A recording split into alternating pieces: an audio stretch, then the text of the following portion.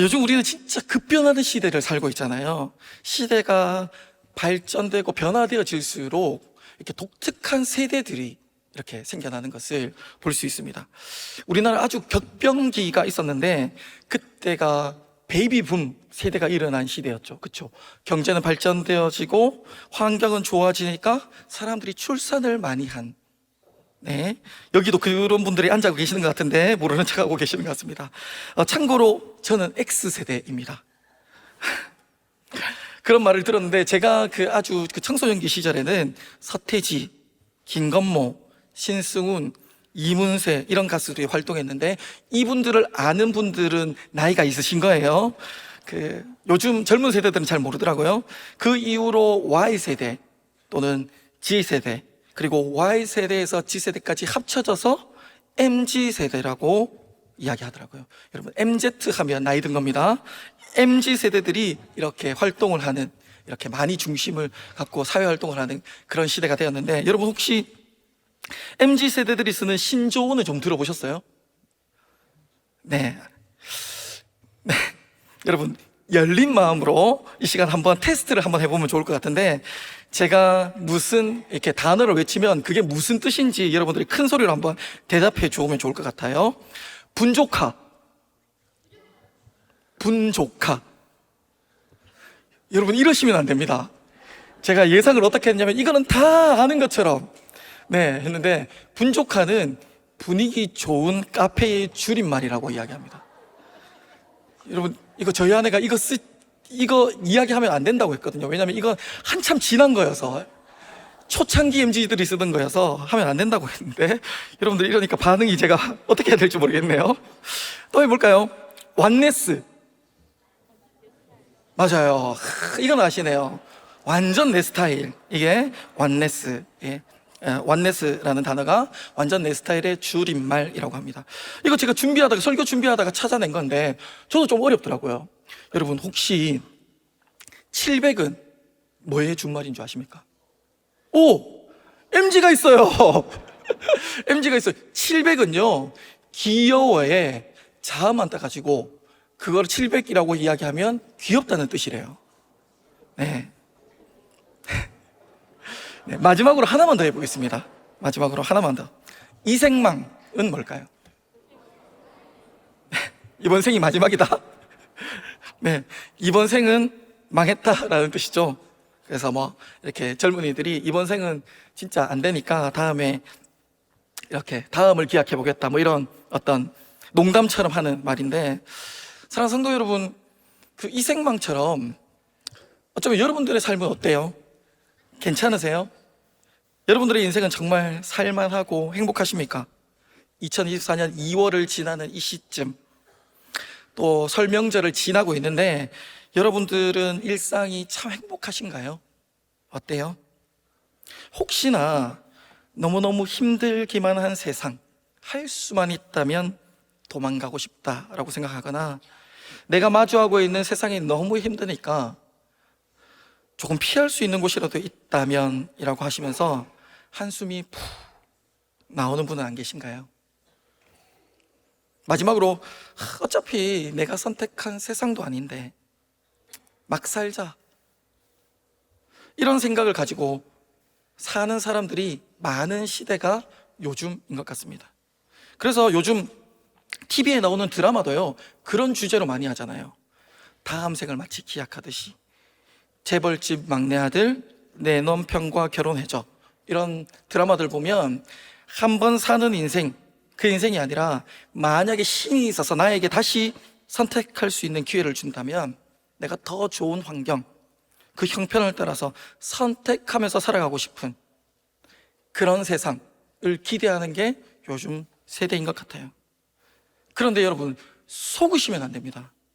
사단은요, 끊임없이 삶을 우리가 선택하게 만들고요, 우리가 판단하게 만듭니다.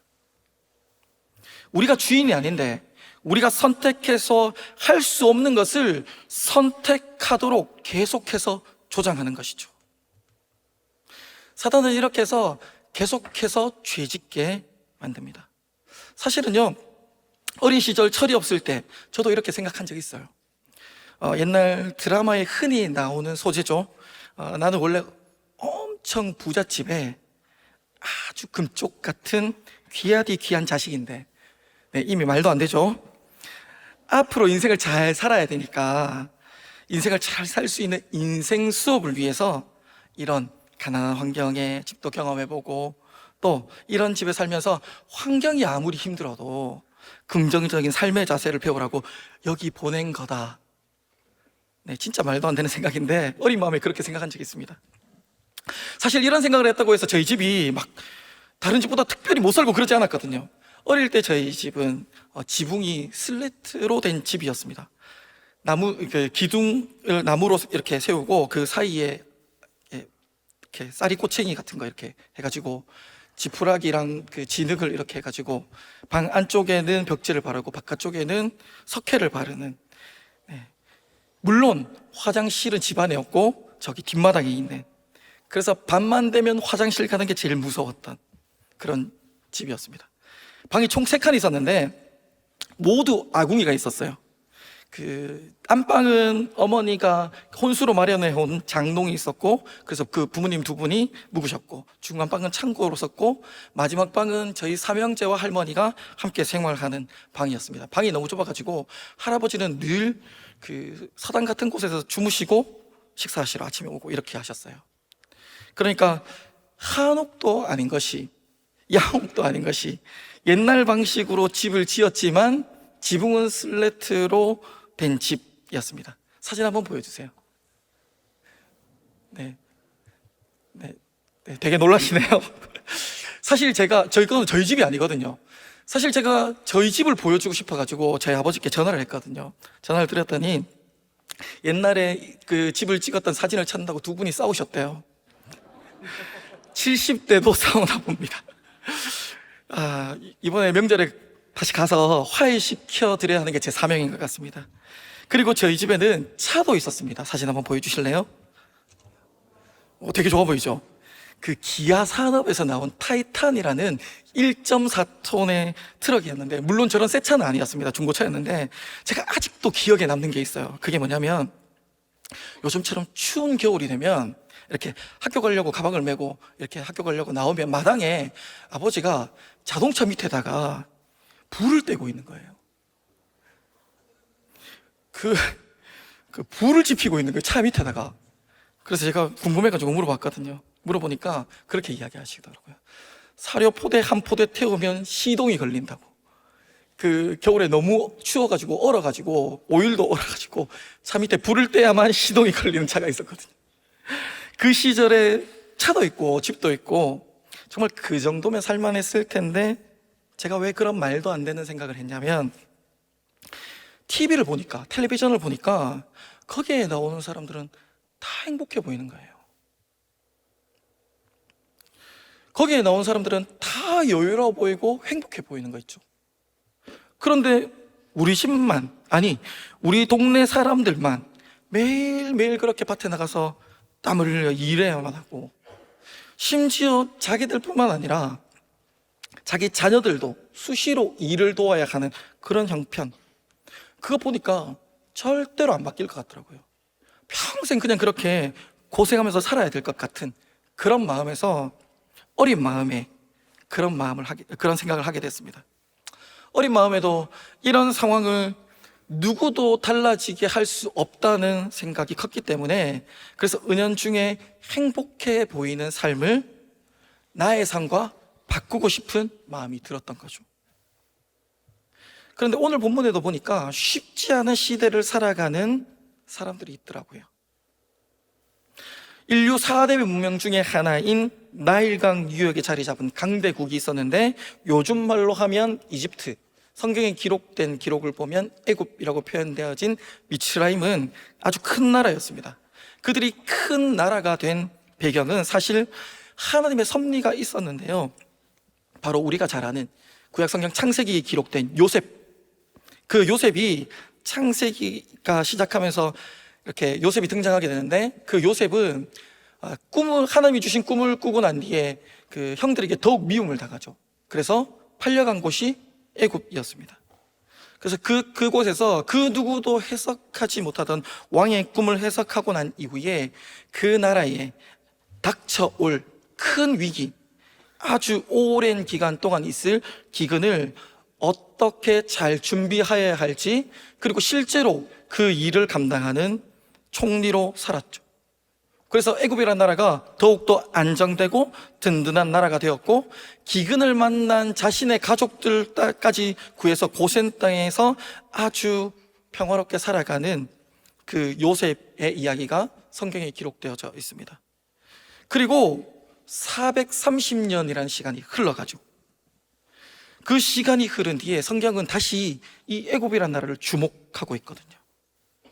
그때의 애굽을 알지 못하는 새 왕이 일어났다고 기록합니다. 그 왕은, 새롭게 세워진 그 왕은 그간 요셉이 했던 모든 업적과 과업을 싸그리 말살하고, 그리고 이스라엘 백성들을 괴롭히는 왕, 이스라엘 백성들이 점점 강성하여지는 것을 두려워한 나머지 그들에게 산하 제한 정책을 펼친 왕이 등장했죠. 그런데 신기한 건요, 이 시기를 성경이 주목한다는 것입니다. 창세기 이후 출애굽기까지 우리는 종이 한 장으로 탁 이렇게 넘기지만 무려 430년이라는 기간 동안 침묵하고 있다가 요셉을 알지 못하는 새로운 왕이 세워지고 이스라엘 백성이 학대당하고 고난당하자 그 역사를 성경이 주목하고 있다라는 것입니다. 사랑하는 성도 여러분, 혹시 여러분들의 인생에 고난과 역경을 만나 힘드십니까? 누구도 그 고통을 덜어주지 않을 것 같아 답답하고 어려우십니까? 오늘 성경이 애굽을 주목하듯이 하나님이 우리를 주목하고 계시는 줄 믿습니다. 아멘. 하나님이 우리를 주목하시기에 우리가 이 어렵고 힘든 순간도 두려워하지 않고 믿음으로 살아가는 성도님들 되시기를 주의 이름으로 축복합니다. 아멘. 그런데 성경이 이렇게 주목하는 이유가 뭘까요? 성경이 주목하는 이유는 하나님의 역사가 필요한 시대였기 때문입니다. 오늘 본문에 등장하는 레위 사람은 아므람과 요게벳이었습니다. 출애굽기 6장 20절에 그들의 이름이 등장하는데요, 그들이 살아가야 하는 삶의 현장은 호락호락하지 않았습니다.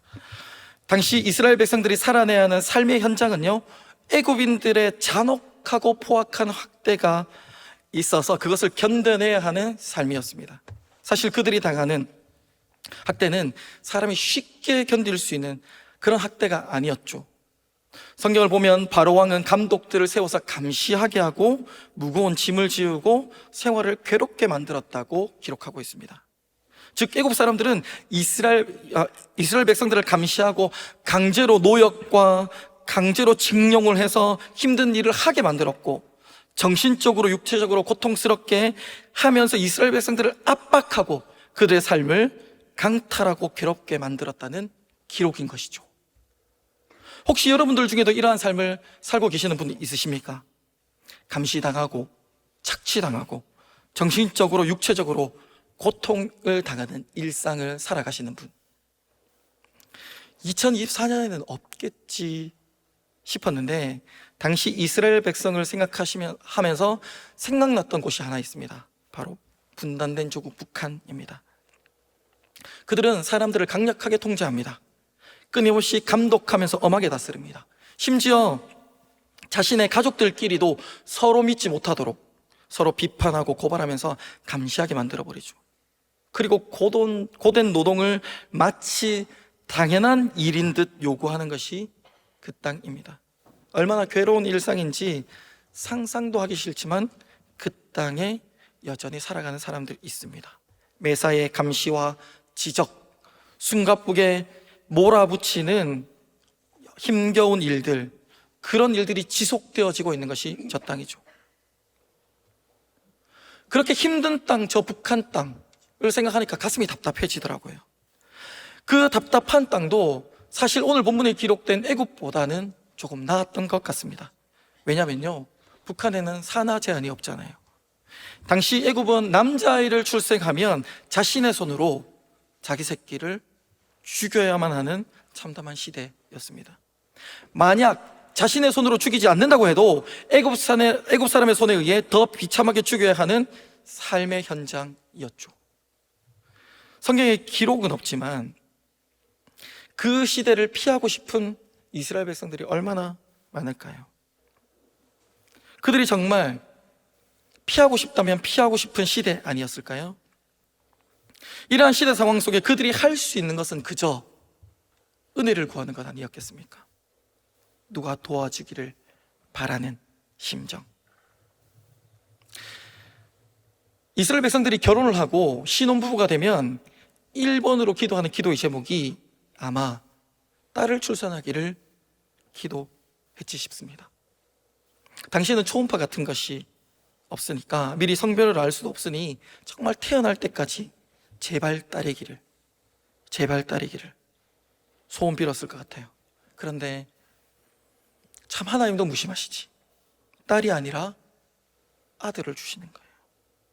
오늘 본문 2절을 함께 볼까요? 그 여자가, 시작. 그 여자가 임신하여 아들을 낳으니. 아멘. 오늘 본문은 요게벳이 출산을 하고 보니까 아들이라고 이야기하죠. 어쩜 이렇게 하나님이 무심하실 수 있을까요? 그런데 요게벳이면 무심하신가요? 여러분들은 괜찮으세요? 여러분들의 삶이 달라지기를 간절한 기도와 소망을 가지고 하나님 앞에 간절히 기도했는데 여전히 변하지 않는 일상 때문에 참 힘들어 하신 분은 없으신가요? 정말 하나님이 역사해 주기를 간절한 심령으로 주님 앞에 기도했는데 일상이 여전히 똑같아요. 요게벳이 그랬을 것 같아요. 아므론과 요게벳은 그 시대 상황 속에 열심히 하나님을 섬기며 하나님의 살아계심을 고백했던 믿음의 사람이죠. 그들이 최선을 다해서 기도하면서 하나님, 제발 내 자식을 내 손으로 죽이는 일만큼, 내 자식을 그 나일강에 던지는 일만큼은 하지 않도록 딸을 주세요. 딸이면 좋겠습니다. 아무리 기도해도 전혀 결과가 변화되지 않는 삶, 아무리 벗어나고 싶어도 벗어날 수 없는 그런 시대 속에 살아갈 수밖에 없는 그들의 심정. 태어나 보니 내가 어찌할 수 없는 그런 환경 속에 살아가야 하는 그때, 사실 제가 요게벳이나 아므람처럼 그 정도로 막 이렇게 답답한 적은 아니지만 저도 어릴 때 간절한 심정으로 기도했던 적이 있습니다.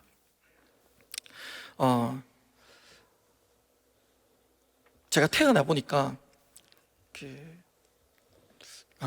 요즘 그 설명절 연잖아요. 제가 태어나 보니까 이렇게 유교적인 집안에 태어난 거예요. 그래가지고 이렇게 유교가 보통 그렇잖아요. 제사나 뭐 이런 것들이 많잖아요. 그런 집에 이제 태어나게 된 거예요. 그래서 어릴 때 철없을 때는 그냥 마냥 설날이 좋았습니다. 왜냐하면 설날만 되면 부모님이 새 옷을 사주시거든요.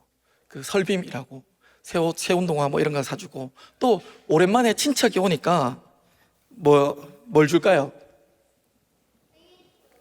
예? 뭘 줄까요? 오랜만에 친척이 이렇게 반갑다고 뭘 줄까요? 용돈 5만 원대 용돈을 주죠. 명절이 되면 이제 가족과 친척들이 모여서 막 즐겁게 놀고 오랜만에 막 이렇게 맛있는 것도 먹고 하니까 너무 좋았어요. 너무 행복했고 막 없던 돈도 생기고 새 옷도 입고 막 이러니까 막 너무 기분 좋은 거예요. 근데 한 게 고민이 있는 거예요. 뭐냐면 그게 제사가 고민되었어요. 왜냐면 제가 그때 주일학교에 다니고 있었거든요. 교회 가면 전도사님과 선생님이 절대로 제사하면서 절하면 안 된다. 그 절하면 귀신한테 절하는 거니까 절대로 절하면 안 된다 하시는 거예요.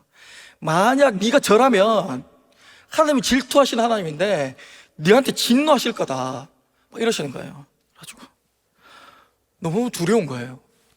집에 오면 또 제사를 지내야 되는 거예요. 제사 안 지내면 천하에 이런 몹쓸 놈이 없는 거예요. 막 이렇게 심각하면 막 안 하겠다고 버티면 집에서 쫓겨날 판인 거예요.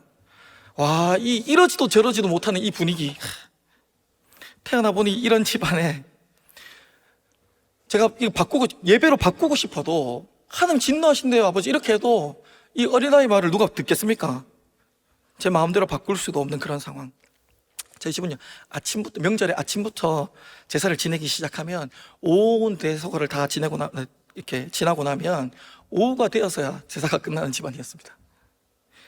완전 이렇게 명절 아니어도 가끔 할아버지가 12시에 저를 깨워가지고 제사를 지내러 가자고 이렇게 하셨는데, 그런데 이렇게 강력한 유교 집안에 정말 하나님의 은혜 베풀어 주시기를 이렇게 기도하면서 정말 하나님 앞에 믿음으로 사는 분이 계셨는데 바로 저희 할머니셨어요.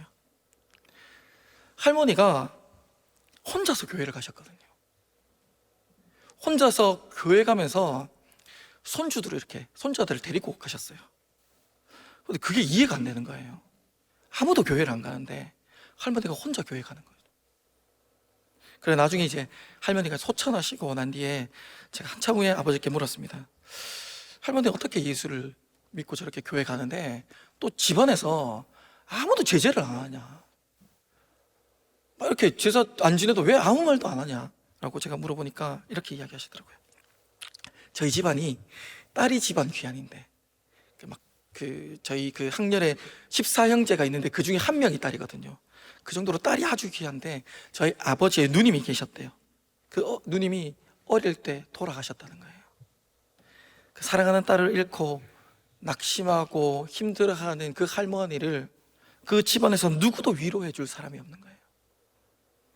그래서 정말 자녀를 잃고 소망 없이 살아가는 그 할머니에게 진짜 소망 되신 예수님이 만나주셨다는 거예요.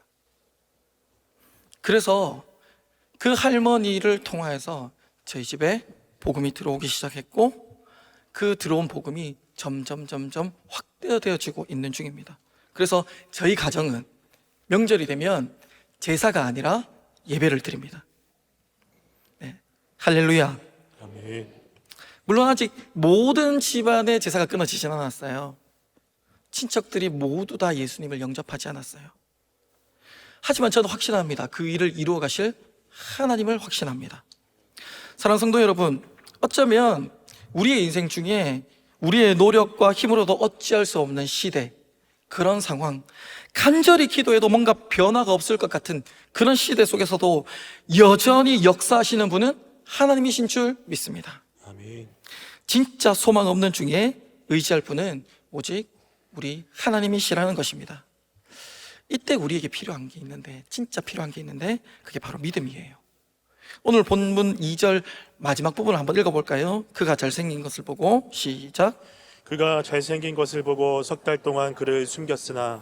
네, 아들이 태어났고 그가 잘생긴 것을 보고 그를 석 달 동안 숨겼다 이렇게 되어져 있는데, 그냥 너무 잘생겨서 이은우처럼 생겨서 이렇게 있었던 게 아니라, 오늘 본문이 그가 잘생겼다라고 표현하는 것은 믿음으로 그 아이를 기른 부모의 고백인 거예요.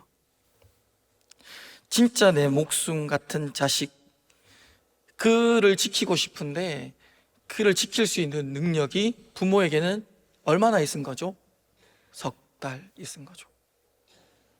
여러분, 사실 제가 오늘 본문을 보면서요, 와, 참 진짜 무능하구나 라는 생각이 진짜 많이 들었어요. 그런 시대 앞에 자기 목숨보다 아까운 자기 자식을 지킬 수 있는 기간이 겨우 3달밖에 안 되는 부모잖아요. 그런데 하나님은 그 능력 없는 부모의 신앙도 사용해 주십니다. 모세가 태어나자 남자아이였지만 아이를 석 달이나 숨겨둔 것은 바로 믿음의 행위였다는 거죠. 생때 같은 내 자식을 지킨다, 이런 의미가 아니라 하나님이 주신 생명이기에 하나님이 지킬 것을 믿고 바로의 명령보다는 하나님께 은혜를 구하는 석 달이었다는 것입니다. 제가 어떻게 이렇게 확신하냐? 히브리서 기자가 이렇게 기록하고 있거든요. 히브리서 11장 23절을 한번 같이 읽어보겠습니다. 믿음으로, 시작. 믿음으로 모세가 났을 때에 그 부모가 아름다운 아이임을 보고 석 달 동안 숨겨 왕의 명령을 무서워하지 아니하였으며. 아멘. 히브리서 기자는 뭐라고 이야기하고 있죠? 그가 잘생겨서? 아니죠. 믿음으로 모세는 믿음으로 모세가 낳았을 때 그 부모가 하나님이 주신 그 아름다운 아이임을 보고 그 아이를 석 달이나 숨겼고, 그 이후에 왕의 명령을 무서워하지 않는 그들의 마음을 이야기하고 있는 거죠. 믿음으로 모세가 낳고 그 부모는 왕의 명령을 무서워하기보다 하나님을 향한 믿음의 끈을 끝까지 붙들고 있었다라는 말입니다. 참담하고 막막한 시대에 사용하시는 하나님의 사람은 믿음의 사람인 줄 믿습니다. 아멘. 하나님이 우리에게 맡기신 일상이 견디기 힘들어도 지금 당장 우리가 가진 힘으로 이 세대를 변화시킬 수 없고 이 시대를 달라지게 할 수 없다 할지라도 우리의 믿음만큼은, 하나님이 역사하실 줄 믿는 믿음만큼은 변하지 않는 믿음의 사람들 되시기를 주의 이름으로 축복합니다. 아멘.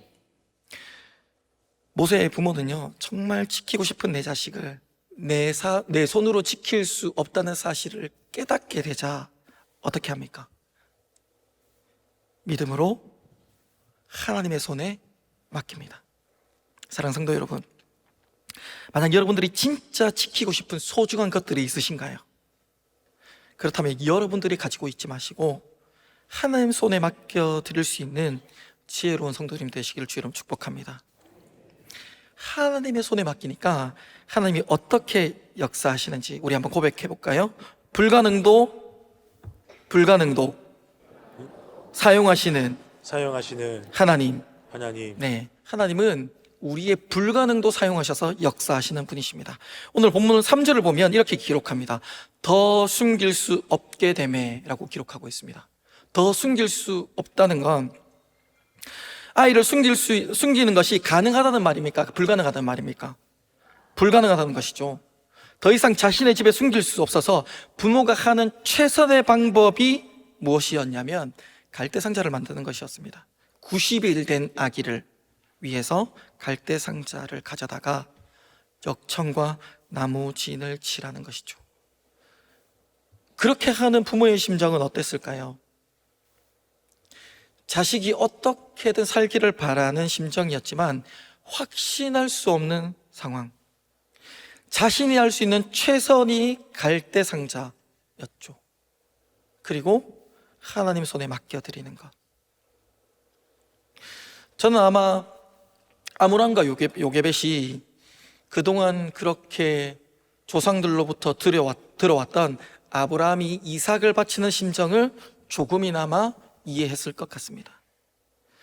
자녀를 하나님 손에 맡긴다는 것이 얼마나 쉽지 않은 일인지, 또 보이지 않는 하나님의 손을 의지한다는 것이 얼마나 어렵고 힘든 일인지, 갈대 상자에 담긴 아기를 나일 강가에 두고 올 때 그 갈대 상자가 나일 강가 갈대 사이에 있을 때 그 부모는 더욱 간절히 하나님 앞에 기도했을 것입니다. 이제부터는 진짜 하나님이 역사하셔야 됩니다.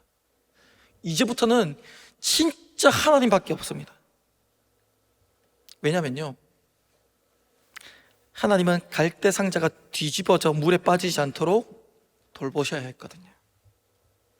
하나님은 그 빠르고 강한 물살로 떠내려가는, 바다로 향해 나아가는 그 나일 강에서 그쪽으로 흘러가지 않도록 하나님은 갈대 상자를 지키셔야 했거든요. 하나님은 그 강에 사는 수많은 맹수들로부터 그걸 지키셔야 했거든요. 무엇보다 애굽 사람의 눈에 띄면 안 되는 상황. 왜요? 알면 바로 죽으니까. 그런 하나님의 손길, 그런 걸 기대하면서 기도했을 것 같아요. 그런데 하나님은 그 아기를 애굽 사람에게 보냅니다. 오늘 본문 5절과 6절을 함께 봉독해 보겠습니다. 바로의 딸이 시작. 바로의 딸이 목욕하러 나일 강으로 내려오고 시녀들은 나일 강가를 거닐 때에 그가 갈대 사이에 상자를 보고 시녀를 보내어 가져다가 열고 그 아기를 보니 아기가 우는지라. 그가 그를 불쌍히 여겨 이르되 이는 히브리 사람의 아기로다. 아멘. 열심히 기도했는데, 열심히 하나님이 역사하시기를 기도했는데, 진짜 애굽 사람에게 걸리면 안 되는데 진짜 믿었던 하나님 앞에 발등 찍혔죠. 하나님 어떻게 이럴 수 있죠? 진짜 이 사람은 아니잖아요. 애굽 사람이어도 진짜 이 사람은 아니잖아요. 당시 사내 아이라면 죽이라는 명령을 내린 사람이 바로 왕이잖아요.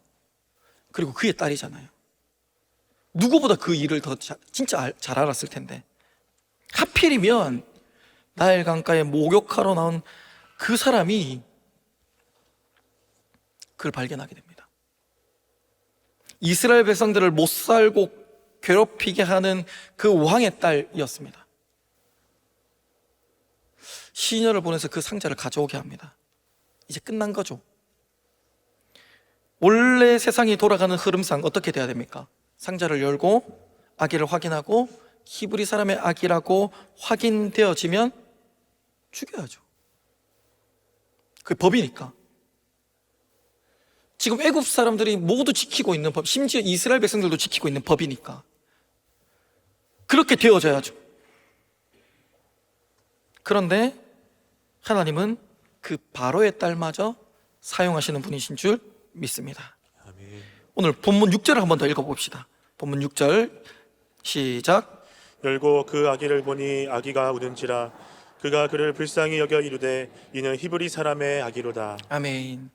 사랑하는 성도 여러분, 이 진짜 놀라운 일 아닙니까? 어떻게 바로의 딸이 그를 불쌍히 여기는 마음이 생겼을까요? 정말 기적과 같은 일인데, 진짜 생각해보면 불가능한 일인데 하나님은 가능하게 하시는 분인 줄 믿습니다. 모세를 살릴 수 없는, 그 부모로서는 도저히 모세를 살릴 수 없는 그 불가능, 더 이상 숨길 수 없는 그 불가능을 하나님은 가능하게 하셨죠. 아이가 나일강, 90일 된 아이가 나일강강에서 살아날 수 있는 확률이 얼마나 될까요? 도저히 살아날 수 없는 그런 불가능을 하나님은 가능하도록 역사하셨던 거죠. 바로의 공주가 그 히브리인의 아이를 보고 불쌍히 여기는 건 어떻게 가능할까요? 하나님이 역사하심 아니겠습니까? 하나님은 이 모든 불가능을 가능하게 하신 분이신 줄 믿습니다. 아멘. 그래서 저는 오늘 본문을 보면서 이런 확신도 들었습니다. 아마 성경에는 없지만 만약에 바로의 딸이 모세가 담긴 갈대 상자를 발견하지 못했다면 어떻게 됐을까? 아마도 하나님은 나일강을 모두 말리고서라도 모세를 살아가게 하셨을 거예요. 그렇지 않으면 하나님이 하늘 문을 여시고 하나님이 부르시는 천군과 천사를 보내서 모세를 살려주실 줄 믿습니다. 심지어 그렇게 하지 않으셔도요, 모세를 통해서 이루실 하나님의 역사는 반드시 이루어질 줄 믿습니다. 아멘. 왜냐하면 하나님이 그렇게 작정하셨기 때문입니다. 사랑하는 성도 여러분, 우리가 그런 존재예요. 세상 가운데 힘들고 어렵고 막 몰리고 답답한 지경에 이르지만 불가능을 가능하게 하신 그 하나님이 우리가 믿는 하나님이신 줄 믿습니다. 제 인생을 돌아보면요, 모세만큼은 아니지만 저를 구원하신 하나님이 나를 구원하셨다, 이런 신비한 체험을 한 적이 있어요. 아직도 기억날 만큼 이렇게 어릴 때 놀라운 경험이었는데요. 앞에서 말씀드린 대로 저희 집은 시골집이었거든요. 그 옛날 시골집은 현관문이 없어요. 방에서 문을 열면 바로 마당이죠. 그래서 신발을 그 방 앞에 두고 이렇게 했는데, 저희 집이 이렇게 문을 닫은 모양이 이렇게 생겼습니다. 사진 한번 보여주세요. 네, 실제로 저희 집은 아니고요, 저렇게 생겼었습니다. 네, 보통 이렇게 고된 일과를 마치고 저녁에 집에 어른들이 돌아오면 가족과 함께 식사를 하고 씻고 잡니다. 그리고 자기 전에 꼭 해야 하는 루틴이 있어요. 그게 뭐냐면 화장실이 밖에 있기 때문에 볼일을 꼭 봐야 합니다. 안 그러면 자다가 꼭 깨가지고 누구를 깨워야 돼요. 무섭기 때문에 같이 가자고 누구를 깨워야 되는데, 깨우면 꼭 화를 냅니다. 그래서 자기 전에 꼭 이 루틴을 완성해야 됩니다. 그날도 제가 그 루틴을 끝내고 이제 들어와가지고 문을 잠궜습니다. 문을 이렇게 잠궜습니다. 네, 사진 한번 보여주시죠. 네, 네, 문을 저렇게 잠그는 거거든요. 그리고 모두 잠이 들고 이제 꿈을 꾸는데, 어릴 때 그런 꿈 많이 꾸시죠? 그 막 도망가는 꿈, 그렇죠? 누가 막 잡으러 오고 도망가고. 우리 아내가 이 이야기를 듣더니 그냥 개꿈 아니냐고 이렇게 이야기했는데, 안 잡히려고 필사적으로 도망치고 싶은데, 여러분 그거 아시죠? 꿈에서 잘 움직여지지 않는 거. 다리가 잘 움직여지지 않는 거예요. 막 도망가다가 점점 느려서 잡혔습니다. 도망도 못 가고 잡혔는데 그 사람이 지금 이제 조금 오래돼서 사람인지 뭔지 잘 정확하게 기억나지 않지만 분명한 건 너무너무 무서웠다는 거예요. 그래서 나를 잡은 사람이 나를 이제 휠체어에 앉히더니 이렇게 링거를 주는 거예요. 근데 그 사람의 말이 뭐였냐면 되게 아이러니했어요. 뭐냐면 이 링거가 다 들어가고 나면 넌 죽는다는 거예요. 되게 황당하잖아요. 그래가지고 그 약을 안 맞아보려고 막 발버둥 쳤습니다. 막 이렇게 발버둥 치는데 점점 한 번 약이 들어가기 시작하니까 막 저항을 못 하겠는 거예요. 이렇게 딱 앉아 있는데 마침 그때 우리 교회 전도사님이 해줬던 말이 생각이 났어요. 그게 뭐였냐면, 가끔 저희 집에서 이렇게 낮잠을 자다 보면 가위를 눌리고 있는데 되게 기분 나쁘고 막 힘든 거예요. 그래서 전도사님에게 말했더니 전도사님이 그러는 거예요. 그럴 때마다 나사렛 예수 이름으로 명하노니 귀신아 물러가라 하면 된다 이야기하시는 거예요. 그래서 제가 그때 생각이 나가지고 이제 이렇게 말하려고 하는데 말도 안 되는 거예요. 입도 안 떨어지고 이렇게 막 몸도 못 움직이겠고, 그렇게 막 이렇게 약은 다 들어가고 이렇게 보니까 약은 다 들어가고 막 죽을 것 같은 거예요. 그래서 이렇게 죽을 수 없다 싶어가지고 뭐 나사렛 예수의 이름 낮자도 못 건네겠고 막 이렇게 하다가 꿈이 탁 깼습니다. 꿈이 딱 깼는데 제가 어떻게 돼 있었냐면 아까 그런 문에 제가 반쯤 걸쳐져 있는 거예요. 반쯤 이렇게 턱 걸쳐져 가지고 제가 눈을 뜨니까 처마 끝에 그 별이 보이고, 뭐 옛말이지만 여러분 혹시 그거 아세요? 자다가 문지방 넘으면 죽는다. 제가 그렇게 저희 집이 이렇게 또 낮지 않고 이렇게 높았거든요. 그렇게 이렇게 있는데 그런 어떤 그 옛말보다 너무너무 무섭고, 제가 아까도 보여줬지만 문을 분명히 잠궜거든요. 누구도 연 사람이 없어요. 저희 아내가 그러더라고요. 혹시 몸부림치다가 발로 연 거 아니냐고. 그 절대로 그 정도로 저게 높이 이렇게 있거든요. 진짜 막 누구도 연 사람이 없어요. 마치 저를 데리고 나갈 것처럼 그렇게 한 거예요. 그래서 너무 무서워가지고 자는 사람 다 깨웠습니다. 다 깨워가지고 불을 켜고 막 그랬는데도 이 무서움이 사라지지 않아가지고 막 이렇게 하고 있는데 할머니가 저를 이렇게 꼭 안아주시면서 괜찮다 자라고 하는데 잠이 안 오는 거예요. 그 잠이 안 오던 저에게 하나님이 어떻게 해주셨냐면 집에 막 굴러다니는 요만한 레고 조각이 있거든요. 그 레고 조각을 하나 들고 집에 있는 그 주황색 크레파스를 가지고 그 집안에 동서남북 사방으로 십자가를 그려주셨는데, 진짜 신기한 건요, 무서움이 사라지더라는 겁니다. 그리고 편안하게 잤다는 겁니다. 제가 그때요 정말 예수님을 인격적으로 만났느냐? 아니에요. 진짜 그 십자가가 그려졌는데 나를 지키신다는, 나를 돌보신다는 그런 안도감과 확신이 생겼다라는 것입니다. 우리 아내가 개꿈 아니냐고 이야기했지만 저는 나중에 커서 분명하게 확신할 수 있었어요. 하나님이 나를 지키셨구나, 하나님이 나를 보호하셨구나, 하나님이 나를 건지셨구나 라고 확신할 수 있었습니다. 사랑하는 성도 여러분, 우리는 너무 우리가 가진 상황에 빠져서 살아계신 하나님을 제한하거나 하나님도 우리처럼 무능력한 분으로 생각하지 마시기를 바랍니다. 그러면 이렇게 말씀하시는 분도 있을 것 같아요. 만약 그렇게 불가능도 사용하셔서 역사하시는 하나님이라고 하면 그 힘든 순간을 경험하게 하시는지, 그냥 그런 일들을 경험하지 않게 하시면 너무 좋을 것 같은데, 하나님의 능력의 하나님이신데 이스라엘 백성들이 그런 고통을 경험하지 않도록 아므람과 요게벳이 자신의 아들을 나일 강가에 띄워보내는 일은 일어나지 않도록 해주시면 너무 좋을 것 같은데 왜 이런 일들을 계속 경험하게 하시냐, 왜 힘든 일상을 계속해서 경험하게 하시냐, 반문하는 사람이 있을 것 같아요. 거기에 대한 분명하고도 확실한 것은 하나님은 가장 좋은 것을 주시는 분이시기 때문에 그렇습니다. 저를 한번 따라하겠습니다. 가장 좋은 것을 가장 좋은 것을 주시는 하나님, 주시는 하나님, 처음부터 모세를 향한 하나님의 역사가 이렇게 자세하게 기록될 수 있었던 것은 사실 그의 누이 미리암 때문이었죠. 오늘 본문 4절을 보면 그의 누이가 이 일이 어떻게 되는지 보고자 하여 멀리 섰더니라고 기록하고 있습니다. 그렇게 멀리 떨어져서 보고 있던 모세의 누나 미리암은 이제 바로 공주에게 가까이 갑니다. 하나님이 어떻게 역사하실지 미리암은 다 보았죠. 공주에게 간 그 아이가 죽지 않고 살아날 것을 미리암은 똑똑히 보았던 거죠.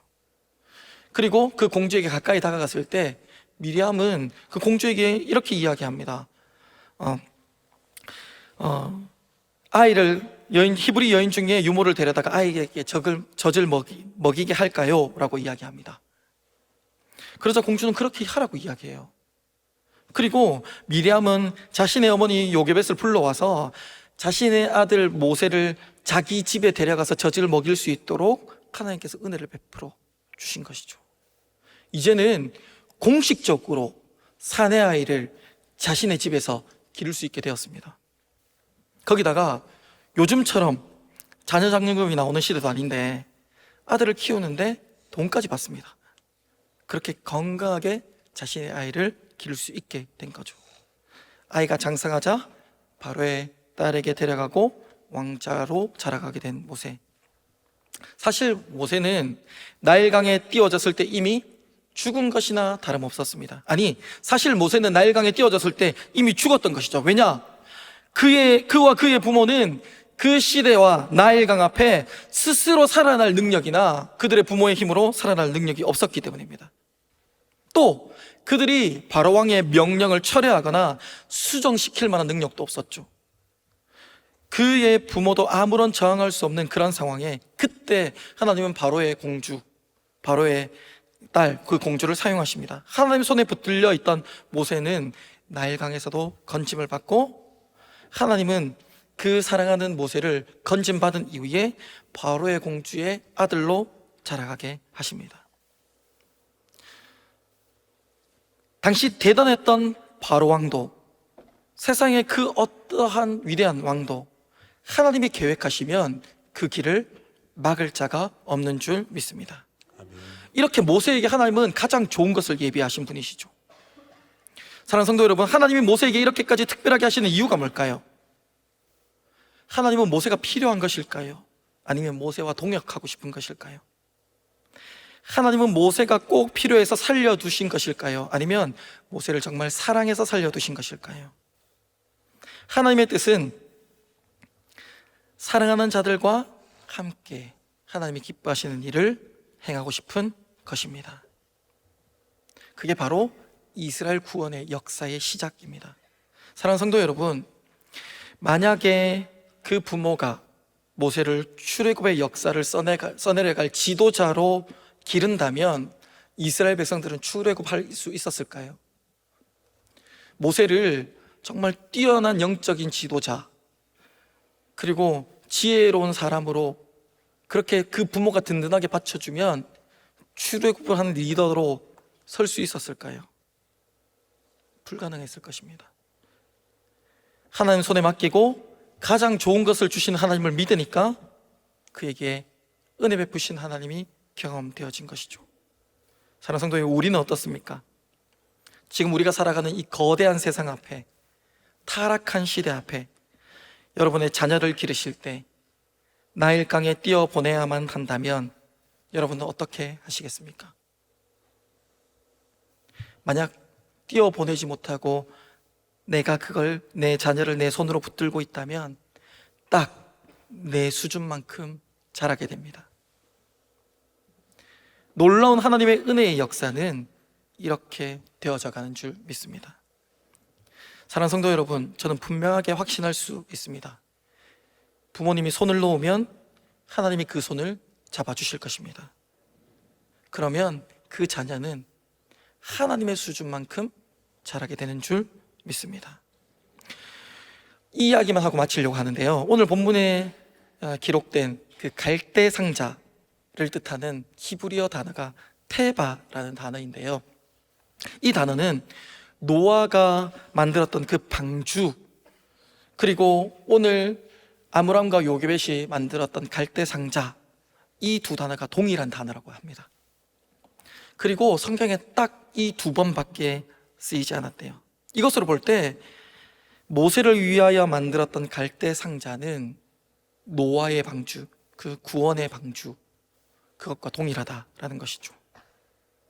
모세를 구원한 그 갈대 상자는 모세를 구원한 방주이자 앞으로 장차 이스라엘 백성들을 구원할 방주가 된 것입니다. 하나님이 역사하실 것을 믿으며 하나님이 가장 좋은 것을 주실 줄 믿으며 사랑하는 자녀와 가족들, 그들을 하나님의 구원의 방주로 인도하는 신실한 믿음의 성도님 되시기를 주의 이름으로 축복합니다. 아멘. 아므람과 요게벳의 믿음을 사용하셔서 그 자녀 모세를 이스라엘의 지도자로 삼으시고, 그리고 그 이스라엘을 인도하는 그 중요한 역할을 감당하겠던 그 하나님이 오늘 우리가 믿는 하나님이신 줄 믿습니다. 아멘. 그 하나님을 향하여 믿음 잃지 않고 끝까지 믿음으로 나아가는 저와 여러분들 되시기를 주의 이름으로 축복합니다. 아멘.